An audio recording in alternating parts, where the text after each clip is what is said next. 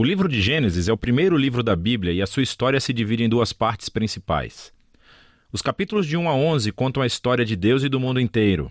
Depois temos os capítulos de 12 a 50 que realçam a história entre Deus e apenas um homem, Abraão, e a sua família. Essas duas partes estão conectadas por uma história que começa no capítulo 12. Esse esboço nos dá uma ideia de como entender a mensagem do livro como um todo e como ela apresenta a história da Bíblia inteira.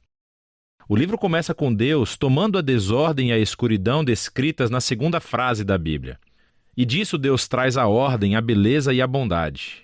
Ele cria um mundo onde a vida pode florescer.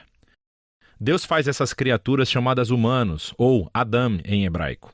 Ele cria os humanos à sua imagem, que está relacionado com o seu papel e o propósito deles no mundo de Deus. Os humanos são criados para refletirem o caráter de Deus no mundo. Eles são nomeados como representantes de Deus para governar o seu mundo em seu nome, o que, nesse contexto, significa aproveitar todo o seu potencial, cuidar dele e torná-lo num lugar onde ainda mais vida possa florescer. Deus abençoa os humanos. Essa é uma palavra-chave nesse livro. Deus lhes dá um jardim, um lugar onde podem começar a construir esse novo mundo. A parte importante é que os humanos têm uma escolha sobre como vão construir esse mundo, representada pela árvore do conhecimento do bem e do mal. Até agora, Deus forneceu e definiu aquilo que é bom e o que não é. Mas agora Deus está dando aos humanos a dignidade e a liberdade de escolher. Será que eles vão confiar na definição de Deus para o bem e o mal? Ou vão buscar autonomia e definir bem e mal por conta própria? É um risco muito grande. Rebelar-se contra Deus é abraçar a morte, porque você está se afastando do próprio doador da vida. E isso é representado pela árvore da vida. No capítulo 3, uma figura misteriosa, a serpente, entra na história. A única coisa que sabemos sobre a serpente é que ela é uma criatura que Deus fez. Torna-se claro que é uma criatura em rebelião contra Deus. Ela quer levar os humanos à rebelião e à morte. A serpente conta uma história diferente sobre a árvore e a escolha. Ela diz que buscar conhecimento sobre o bem e o mal não trará a morte, mas sim irá garantir a vida e se tornarão como Deus. Agora, isso é uma ironia trágica porque sabemos que os humanos já são como Deus. Foram feitos para refletir a imagem de Deus. Em vez de confiar em Deus, os humanos buscam a própria autonomia. Eles escolhem o conhecimento do bem e do mal para si e, instantaneamente, toda a história fica fora de controle. A primeira perda acontece nas relações humanas. E, de repente, o homem e a mulher entendem o quão são vulneráveis. Eles não podem nem confiar um no outro. Eles fazem roupas e se escondem um do outro. A segunda perda acontece na intimidade entre Deus e os humanos. Eles correm e se escondem de Deus. Quando Deus os encontra, eles começam um jogo de culpar um ao outro sobre quem iniciou essa rebelião. E nesse momento a história para. Há uma série de poemas curtos nos quais Deus declara, primeiro para a serpente e depois para os humanos, as consequências trágicas dos seus atos. Deus primeiro diz à serpente que, apesar da sua vitória aparente, ela está destinada à derrota e a comer poeira. Deus promete que um dia uma semente, ou seja, um descendente, virá da mulher e dará um golpe letal na cabeça da serpente. O que parece uma ótima notícia, mas essa vitória terá um custo, pois a serpente também dará um golpe letal no calcanhar do descendente, enquanto está sendo esmagada. A promessa desse guerreiro ferido é misteriosa. Mas no fluxo da história até então, você vê isso como um ato de graça de Deus. Os humanos acabaram de se rebelar. E o que Deus faz? Ele promete resgatá-los. Mas isso não elimina as consequências das decisões do ser humano.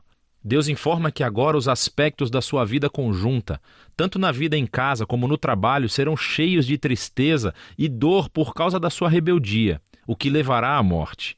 E a partir daqui, a história só piora.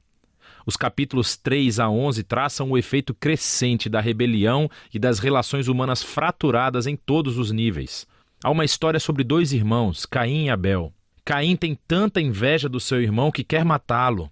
Deus adverte Caim que não caia na tentação, mas ele faz isso de qualquer maneira. Ele mata o seu irmão no campo. Caim então constrói uma cidade onde reinam a violência e a opressão. Tudo isso culmina na história de Lameque. Ele é o primeiro homem da Bíblia a ter mais de uma esposa. Ele as acumula como sua propriedade. E entoa uma breve canção sobre como ele é ainda mais violento e vingativo do que Caim. Depois disso, temos uma história estranha sobre os filhos de Deus, que poderia se referir a seres angelicais do mal ou aos antigos reis que alegavam descender dos deuses. Como Lameque, eles adquiriram tantas esposas quanto quiseram e geraram os Nefilim, grandes guerreiros dos tempos antigos. Qualquer que seja a interpretação correta, o ponto principal é que os humanos estão construindo reinos que enchem o mundo de Deus com violência e ainda mais corrupção. Em resposta a essa corrupção, sabemos que Deus está profundamente triste. A humanidade está destruindo o seu belo mundo e se destruindo uns aos outros.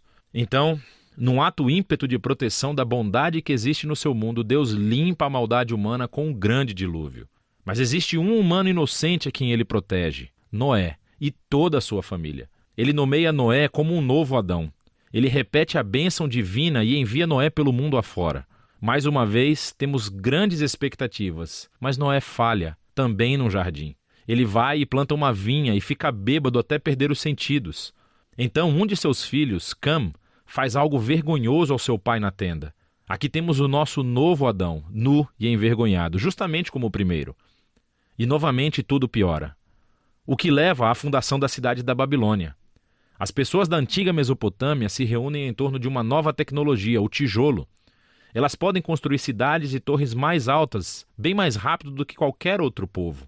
Eles querem construir um novo tipo de torre que chegue até os deuses para tornar os seus nomes famosos. É uma imagem da rebelião e arrogância humana. É a rebelião do jardim, dessa vez amplificada. Deus humilha o seu orgulho e os dispersa. Essas são histórias diversas, mas você pode ver que todas exploram o mesmo princípio básico. Deus continua dando aos humanos a chance de fazer a coisa certa com o seu mundo, e os humanos continuam a destruí-lo. Essas histórias afirmam que nós vivemos num mundo bom, que tornamos mal, e escolhemos definir o bem e o mal por conta própria. Todos nós contribuímos para esse mundo de relacionamentos rompidos, levado ao conflito e à violência e, finalmente, à morte. Mas há esperança. Deus prometeu que um dia um descendente viria, o guerreiro ferido, que derrotará a raiz do mal. Apesar da maldade humana, Deus está decidido a abençoar e a salvar o seu povo. Então a grande questão é, claro, o que Deus vai fazer? E a próxima história é o elo onde encontramos a resposta. Mas por enquanto, é disso que tratam os capítulos de 1 a 11 do livro de Gênesis.